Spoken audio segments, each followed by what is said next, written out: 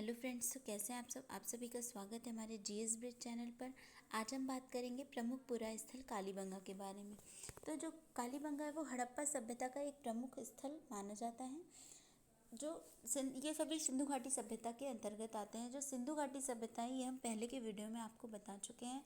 अगर आपने नहीं देखा है तो आप चैनल की प्लेलिस्ट में जाके देख सकते हैं। तो चलिए शुरू करते हैं। यह जो कालीबंगा है वो यह राजस्थान के गंगानगर जिले में स्थित है। इसकी खोज जो है वो डॉक्टर ए घोष ने 1951 में की थी। लगभग 8 वर्षों बाद इसका उत्खनन जो है वो डॉक्टर बीवी लाल और थापर ने संयुक्त रूप से कराया।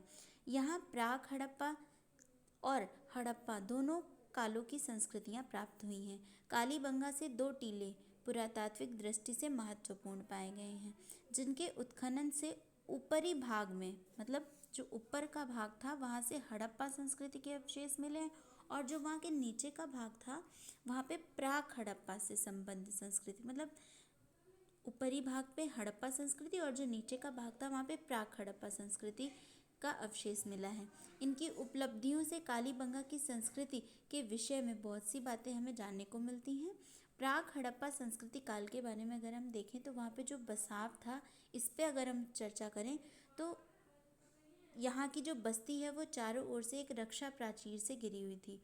रक्षा प्राचीर यानी जो इसे बाउंड्री, इन एक नॉर्मल सा अगर देखें, अगर किसी का भी घर होता है तो जो उसके चारों ओर एक बाउंड्री बनाई जाती है, बीच में घर होता है, तो उसी प्रकार अगर बस्ती या कोई भी कस्बा है तो वहाँ पे हम लोग देखते हैं कि उसकी एक बाउंड्री वॉल होती है, पूरा मेन उसके अंदर पूरा बसाव होता है।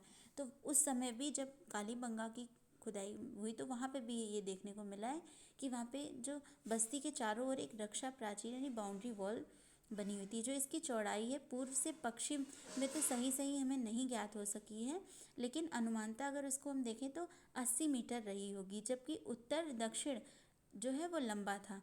जहाँ प्राचीर की लंबाई 250 सेंटीमीटर थी। इसका निर्माण कच्ची ईंटों से किया गया था, जिनका आकार 30 सेंटीमीटर लंबा, 20 सेंटीमीटर चौड़ा और 10 सेंटीमीटर ऊंचा था।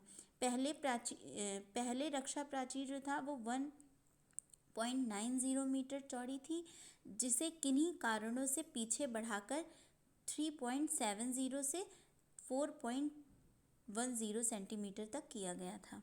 अब यहाँ के भवन पर देखें तो यानी कि जो जैसे अगर हम किसी भी प्राचीन पुरास्थल को पढ़ते हैं तो हमें उसको बहुत अच्छे से पढ़ना है। अगर हम उसको पूरा डीपली पढ़ेंगे तब जाके हम समझ पाएंगे, वरना ये इस चीज़ को समझ पाना कठिन है। लेकिन हाँ, अगर हम 1-2 बार इस चीज़ को रेगुलर रखेंगे तो हमें धीरे धीरे समझ में आने लगेगा।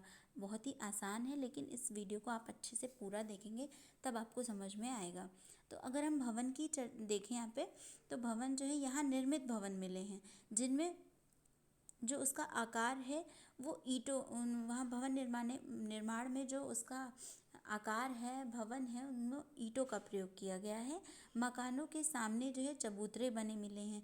इनके मकानों में कुल 4 से 5 कमरे होते थे, जो कि आजकल नॉर्मल भी होते हैं, तो वहाँ उस समय भी ऐसे ही देखा गया है। गृह सामग्रियाँ, इन भवनों की खुदाई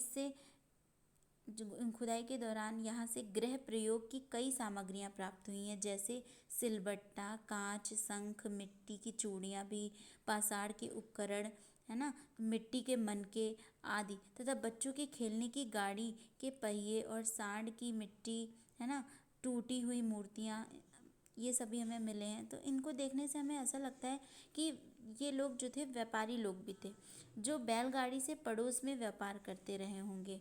सांड का महत्व ज्ञात होता है तभी इसकी मिट्टी की मूर्तियाँ मिली हैं। इसका प्रयोग खेती में भी ये लोग करते होंगे। इसका निर्माण है जो इसका हमें इसका साक्ष्य मिला है, यह हाल से जुते खेत का साक्ष्य प्राक हड़प्पा काल का मिला है। अब यहाँ के मृदभांड को देखें। मृदभांड यानी मिट्टी के बर्तन, ठीक है। तो यहाँ से 6 प्रकार के पात्र परंपराओं का ज्ञान प्राप्त होता है। इन बर्तनों को चाक से प्रायः बनाते थे। इनकी दीवारें पतली होती थी। इनका रंग कुछ गुलाबी होता था। इन पर सफ़ेद व काले रंगों का अलंकरण मिला है। इन बर्तनों में प्रमुख हैं कटोरे, तश्तरियाँ, मटके, पेंदी वाले पतले मुंह के कलश, इन पर पशु पक्षी, कुछ ज्यामितीय आकृतियाँ जैसे चार खाने, त्रिकोण आदि, मत्स्य, शल्क एवं वनस्पतियों के चित्र बने हैं। इसका जो काल है वो 2400 ईसा पूर्व से 2200 ईसा पूर्व माना जाता है। अगर यहाँ पे हम इसकी संस्कृति काल यानी हड़प्पा संस्कृति काल के बारे में अगर देखें तो जो बसाव हड़प्पा के अन्य नगरों की तरह यह लोग जो थे, मतलब इनके जो नगर थे वो वहाँ पे दो भागों में बटा हुआ था। पश्चिमी भाग में गढ़ियाँ थी और पूर्वी भाग में सामान्य नगर। तो जो गढ़िया प्रकार से घिरा था जिसमें प्रवेश के लिए चारों ओर एक एक द्वार बना था। यह गढ़िया उत्तरी दक्षिण एक दीवार से दो भागों में बटा था। दक्षिणी भाग में कच्ची ईंटों तथा मिट्टी से बने 6 चबूतरों पर कई अग्नि वेदिकाएं मिली हैं। सामान्य नगर में यह 4 भागों में पूर्व पश्चिम तथा उत्तर दक्षिण जाने वाली सड़क से बटा था। यहाँ कच्ची और पक्की ईंटों दोनों का प्रयोग स्थापत्य में हुआ है। यहाँ के स्थापत्य में कच्ची और पक्की दोनों प्रकार की ईंटों का प्रयोग हुआ है। ये पक्की जो पक्की ईंटें हैं, पक्की ईंटों से नालियों, कुओं की जगत बनाए गए हैं। जो नीचे का नालियों, कुओं का जो नीचे का पार्ट है वो पक्की ईंटों से बनाया गया है क्योंकि पानी से इनका संपर्क रहता है। और मकान कच्ची ईंटों से बनता था। मकान की फर्श बनाई जाती थी और उस पर कभी कभी डिज़ाइन भी बनाते थे।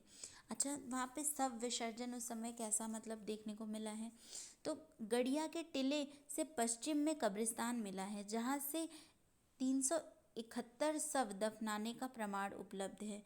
ये पूर्ण शवों को गाड़ते थे तथा या उसकी कुछ हड्डियों को, मतलब उनको शवों को गाड़ते थे या उनकी हड्डियों को वहाँ पे गाड़ देते थे।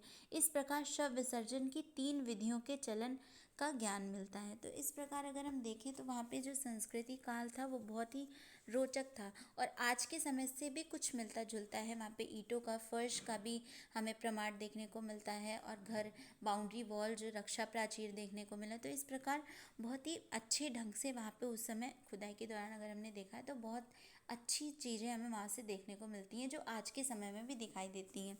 तो इस प्रकार कालीबंगा का जो प्रमुख पुरा स्थल था उसको हमने आपसे डिस्कस किया। आशा है कि आप सभी को मेरा वीडियो पसंद आया होगा।